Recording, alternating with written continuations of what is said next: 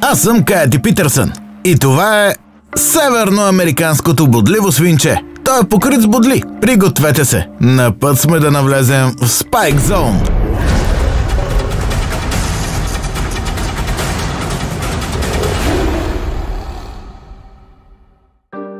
Тази сутрин екипът и аз заредихме гориво и потеглихме по неравните планински пътища на Монтана, където ще имаме шанса да работим с един от най-често срещаните, вторият по големина гризач в Северна Америка – бодливото свинче. Това е истинската територия на бодливите свинчета. Всички тези високи борове, хълмове, идеално място за тях да се ровят наоколо. И цялата тази рохкава почва с корени и горски плодове и всякакви вкусни лакомства за бодливото свинче. Тези черно-бели обитатели на горите може да изглеждат очарователни и пухкави, но както всички знаем, те са оборудвани с предпазна броня от природата. Точно под слоя меки предпазни косми ще намерите хиляди бодли. Помислете 2 пъти преди да се опитате да хванете бодливото свинче. Никога не съм работил с бодливо свинче. Така че, за мен това ще бъде наистина уникално преживяване. Причината да мога да се доближа толкова близо до това бодливо свинче е, че то всъщност е отгледано в плен. Така че това малко момче е свикнало да бъде около хора. Това е вторият по големина гризач, който живее в Северна Америка, изпреварван само от своя воден братовчет – бобърът. Те имат 4 нокъта отпред и остатъчен палец, който им позволява бързо да се катерят по дърветата, за да избегнат хищниците и да стигнат до дървото на време. Точно това правят те. Искам да покажа всички онези бодли, с които ще се срещат хищниците и как те ще имат лице пълно с игли. Днес целта ми е умишлено да бъда с перца от бодливото свинче. Да, чухте ме правилно. Ще бъда в перца от бодливо свинче. Ще ви покажа правилния начин как да премахнете тези болезнени бодливи перца от себе си или в повечето случаи от муцуната на вашия любопитен домашен любимец. Казват ми, че когато показвам това, ще имам близо 40 или 50 бодли в опакото на ръката си. Надявам се да ви хареса. Няма начин как да навредя на бодливото свинче. Техните бодли не са нищо повече от модифицирани косми и те непрекъснато растат през живота на животното. Единственият, който ще изпита някакъв дискомфорт, съм аз. Не искате да срещате лицето си с това същество. Това, което искам да направя, е да раздвижа тези предпазни косми. И тогава той трябва да повери опашката си в ръката ми. Готови ли сте? Обичам, когато започвам с тези работи. 1, 2, ох! Да! Ето! Това са шепа бодли. Сега, тези на върха на ръката ми наистина не са толкова зле. А тези точно там, виждате ли колко дълбоко са в пръста ми? Боли ме да движа пръстите си в момента. Мисля, че докосват костите. Много боли. Мисля, че повечето от тях ще бъдат доста лесни за вадене, но тези двата ще бъдат изключително болезнени. И тук имам шепа бодли от моя малък приятел, бодливото свинче. Ще ви покажа как да ги измъкнете от ръцете си или от кучето си. Имам чувството, че ще бъде доста болезнено. Пръста ме боли толкова много в момента. Най-вероятно е кучето ви да бъде набодено от бодливото свинче. Може да си помислите, че лесно ще извадите неговите бодли, но няма да стане. Те имат микроскопични шипове по края и една от страхотните техники на бодлите на бодливото свинче е, че щом навлязат, те се набиват все по-дълбоко и по-дълбоко и по-дълбоко, така че няма как да ги извадите толкова бързо. Причината, поради която аз направих това днес, беше да ви покажа как да премахнете бодлите от ръката си. А причината, поради която отрязах върховете на всички бодли, е, че това всъщност по този начин освобождавам налягането вътре в тях. Отпуска зъбците и сега те трябва да пуснат ръката ми малко по-лесно. Това, което искам да направя, е внимателно да хвана игличките, да ги завъртя и да ги дръпна право нагоре. Първо ще премахна тези, които не са толкова дълбоки. Искам да махна всички тези бодли и тези малки точки оттам, защото те могат да причинят инфекция. А това е последното нещо, което искам да се случи. Ако бяхте планински лъв, мечка или койот и имате лице пълно с тези бодли, ще е изтощително. Аз едва мога да движа ръката си, а тези животни не биха могли да излязат и да продължат да ловуват. Разбирам защо в крайна сметка това може да доведе до смъртта на някой голям хищник. Уау! Боли ме ръката! Добре, това са последните 3. Не бива просто да ги дърпате. Ако ги издърпате, те ще разкъсат цялата ви кожа, защото имат малки микроскопични шипове. Добре, аз ще се извъртя и ще дръпна право нагоре. Това е целта.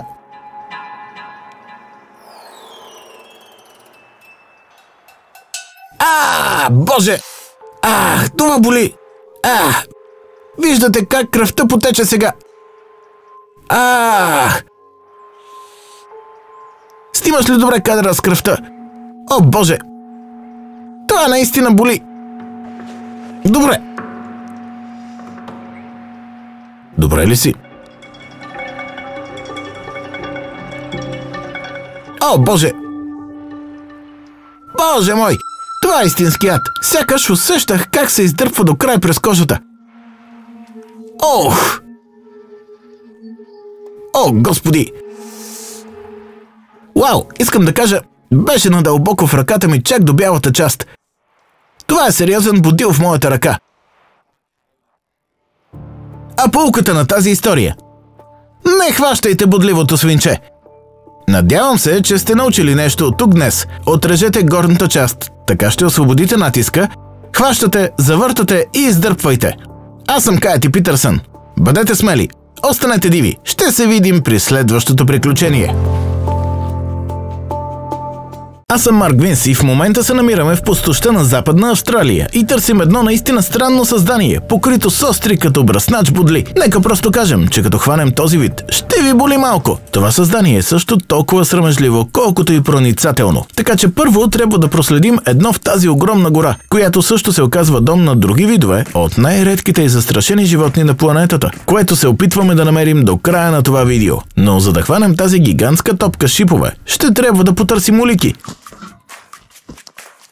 О, да, точно там! Вижте това! Това е термитно гнездо. Това ще бъде перфектен знак за създанието, което преследваме днес. Това ми подсказва, че сме на прав път. Втората ни следа е, че тези същества обичат да се крият близо до дървета и пънове, така че там ще прекараме най-много време в търсене. Проблемът е, че тази гора е пълна с скривалища. Това е като да търсите игла или игли в огромна купа сено.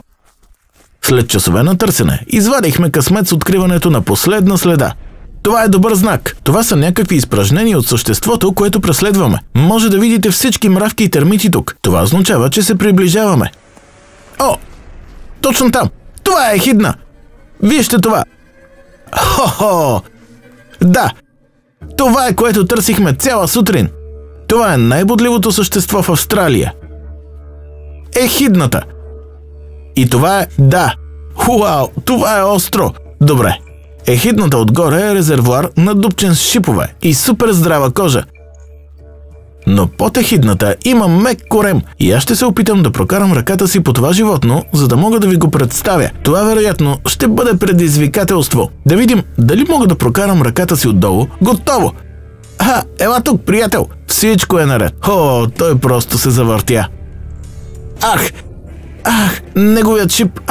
Той ме ободе. Сега, за разлика от бодливото прасе, бодлите им не могат да се отпуснат, но въпреки това са супер остри. О, добре. Добре, той наистина е заклещен там, приятели. Това ще бъде трудно. Да, ободе ме. Добре, ще трябва да използвам някакви ръкавици. Няма начин да измъкна тази ехидна. По същество. Тя закопчава тялото си с помощта на шиповете, за да се вклини в този пън на дървото. Добре, започваме. За щастие, винаги нося чифт добри ръкавици със себе си при всяко приключение. Искам да стигна до долната страна на ехидната, която е много по-мека.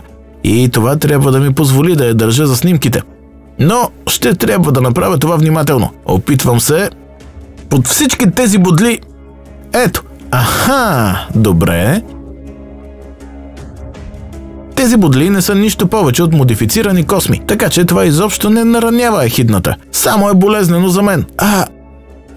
Остър си! Проби през ръкавицата! Разбрах, от другата страна. От другата страна. Това е добре. Мисля, че усещам крака и... Ау! О, Боже! Ти си наистина... Върти се толкова зле. Добре, хванах я! Това е добре. Под корема. Толкова по-лесно се държи. Добре, готово. И имаме ехидната. Имаме една, приятели. Здравей! Добре, да вървим насам. Виждам отвор тук. Това ще бъде перфектно. Мисля, че на ехидната ще бъде най-удобно, но това ще означава малък дискомфорт за мен. Ще се опитам да сваля ръкавиците си, за да направя тази сцена. Не само с надеждата, че една ехидна ще се чувства по-удобно и ще ни покаже този клюн, но и за да покажа на всички, защо никога не трябва да хващате ехидна. Здравей! Това животно обича да се крие, като се вклинява в най-близкия предмет. В случая, това е моят крак. Трябва да стигна до меката част на корема. Толкова си остър, че не мога... Ела тук!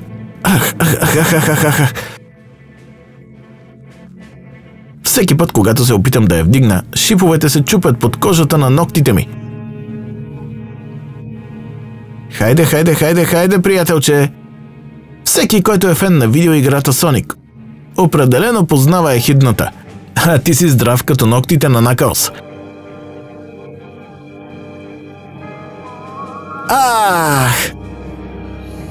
Да, хей, приятел, ще те сложа на коляното си, ако не е проблем. Забива се през панталоните ми. Накълс! Боже мой, толкова е остър. Добре, здравей. Ти си най-бодливото същество, което някога съм държал с голи ръце. Боже мой! Окей. Това животно от горната страна е почти бронирано за всеки хищник. Не само има тези остри бодли, но и горната кожа е много здрава. Сега, от долната страна на ехидната... От долната страна на ехидната има много меко коремче, заедно с лицето. Надяваме се, че тази ехидна ще се почувства достатъчно удобно с мен днес, за да покаже малкото си лице, защото е супер очарователна. Опитвам се да я предразположа възможно най-добре. Колкото и да е неудобно за мен, искам да ви покажа този очарователен малък клюн. Лицето на ехидната. Просто ще я държа тук и ще се опитам да мълча. Боже мой! Той си вири носа в мен! Хайде, излез! Кажи здравей!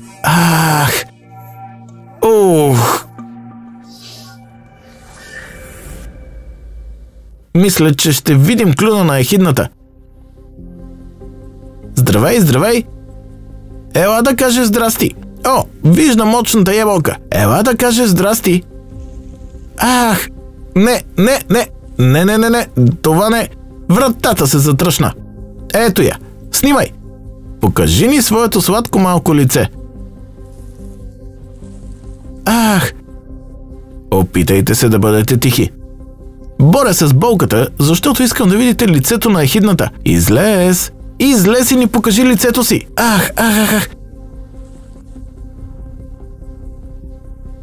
Ето го!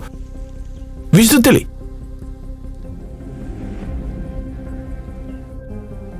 Ето е муцунката! Хора, снимайте!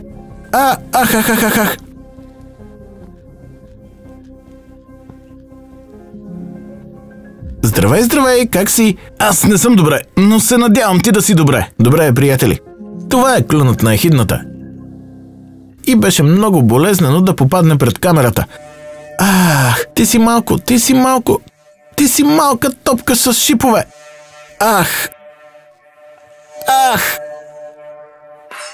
Добре. Така че можете да видите буги носа там. Съвсем наскоро беше разкрито, че тези животни могат да регулират телесната си топлина чрез издухване на мехурчета с сополи през носа си. О, боже! Добре. Вау, трябва малко да преодолея болката. И така. Храната за една ехидна се състои изцяло от мравки и термити. Всъщност, това животно има един от най-добрия слух сред всички животни в Австралия. И той е толкова сложен, че те наистина могат да чуят термитите и мравките, пълзящи под земята. Затова трябва да сме толкова тихи. Той е толкова остър! И сега, в сравнение с таралежа, ехидната тежи много повече. Бих казал, че тази ехидна тежи над 10 паунда. И само теглото, го прави супер остър. И бодлите му. Бодлите са толкова остри, приятели. Окей. Сега, направи снимка на този крак. Ще забележите, че всъщност е наобратно. Това е много необичайна черта. Много пъти, когато хората преследват ехидни, те всъщност ще ги преследват в обратната посока.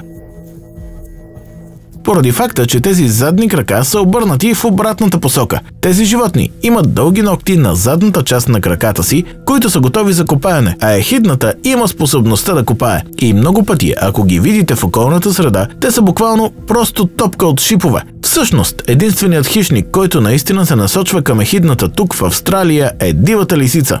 На практика, лисиците пикаят по гърба на тези животни и така ги карат да се обърнат към тях и да покажат това малко меко коремче. Отгоре ехидната е почти бронирана. Отдолу те са като малко плюшено мече и затова се свива на топка. Ето така. Добре.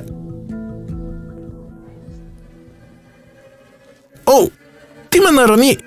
Много ме нарани! Ах! Добре, ще я сложа долу. Оставям долу. О! Определено пусна малко кръв. Това е като акупунктура на дивата природа. Не го препоръчвам. Време е да върнем нашата ехидна там, където я намерихме. И честно казано, не съм сигурен кой е по-доволен от това, аз или ехидната. Ръцете ми горят в момента. Ух! След като ехидната е в безопасност обратно до своето дърво, а моите ръце пулсират от болка, сега е време да проследя едно от най-редките животни на планетата – нумбатът. Един от последните живи роднини на вече изчезналия тазманийски тигър.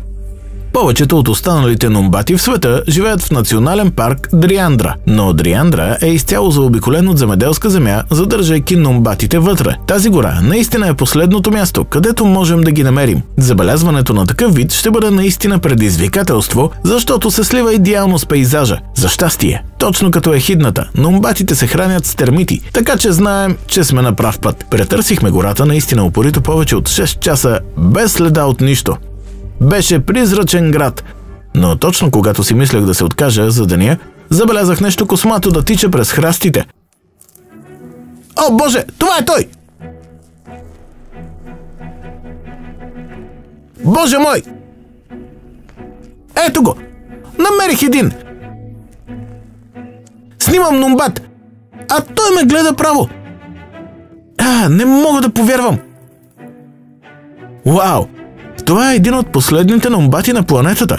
Нумбатите са критично застрашен вид с по-малко от 1000 останали индивида в дивата природа. Места като националния парк Дриандра в Австралия са толкова важни за защитата на изчезващ вид като този. И затова е важно тази гора да остане. Това трябва да е едно от най-редките животни, които съм снимал. Какво прави сега? Какво прави той? Не, опитва се да пропълзи вътре. Няма начин. Никога няма да мине. Ха! Вижте тези малки крачета. Той едва се побира. Ще се справи ли? Ох! И ето, успя.